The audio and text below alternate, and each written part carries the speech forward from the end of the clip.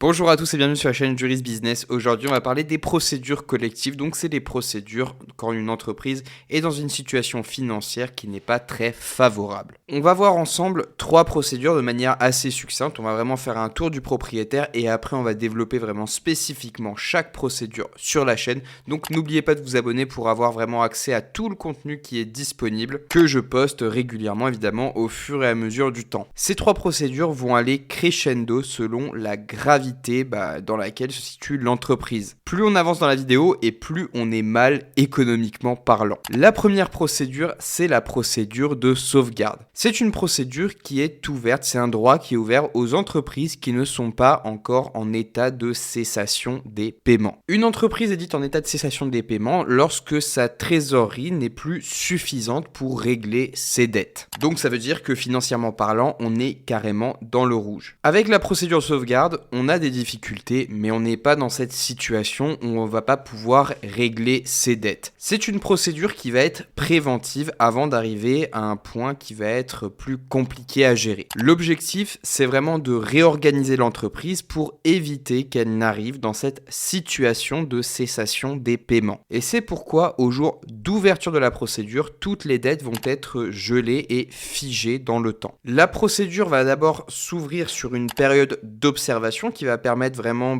évidemment d'observer l'entreprise, d'observer sa structure et ça va permettre aux organes de justice d'examiner concrètement la situation économique de l'entreprise. Une fois cette période d'observation terminée, normalement l'organe de justice va émettre un plan de sauvegarde qui va permettre un échelonnement de toutes les dettes. C'est un plan qui va réellement permettre à l'entreprise de continuer son activité tout en payant ses dettes progressivement au fur et à mesure du temps. Si le plan est inexécuté, ça peut mener l'entreprise aux autres procédures collectives qu'on va voir par la suite. Évidemment, la deuxième, c'est le redressement judiciaire. Donc là, on est un cran au-dessus. C'est une procédure collective qui va concerner les entreprises qui sont déjà dans un état de cessation des paiements. Et là, je rappelle encore une fois ce que c'est que la cessation des paiements. C'est lorsque la trésorerie n'est plus suffisante pour pouvoir compenser les dettes. La procédure de redressement a 2 objectifs. D'une part, il faut poursuivre l'activité et d'une autre part, il faut apurer le passif. L'ouverture de la procédure de redressement va entraîner la suspension des poursuites ainsi que la plupart des intérêts et des majorations. Tout comme pour la procédure de sauvegarde, la procédure de redressement débute par une période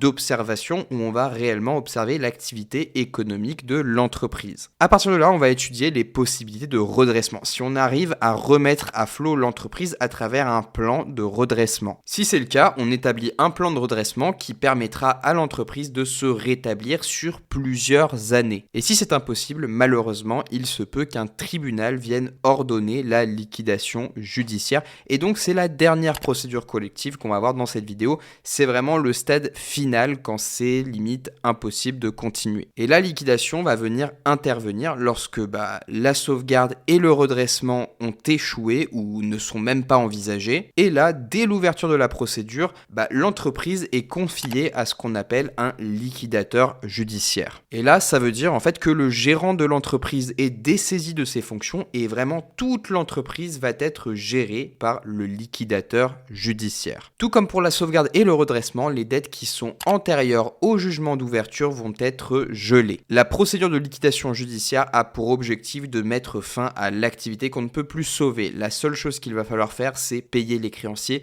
dans l'ordre qui leur est désigné. Dans certains cas, mais qui sont assez rares, une entreprise qui est en liquidation judiciaire va pouvoir faire l'objet soit d'une reprise partielle, soit d'une reprise globale. Ça va permettre à l'entreprise de reprendre son activité, mais c'est vraiment des cas qui sont très très rares et la plupart du temps, il n'y a pas de reprise d'activité. Donc voilà, si la vidéo vous a plu, je vous invite à vous abonner, à mettre un pouce bleu et à cliquer sur les 2 vidéos qui s'affichent à l'écran.